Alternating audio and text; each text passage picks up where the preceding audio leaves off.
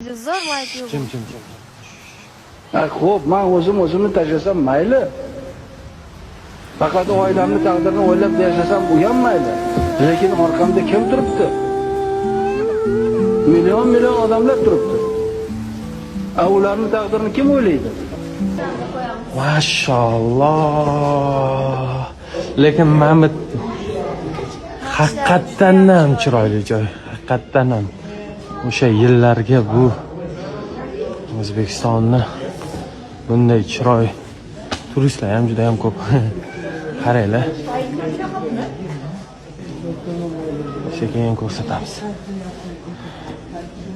Qabrmi bu ham? Ha. Bu ham qabr ekan. Maqbara. Mavzusiy построенный.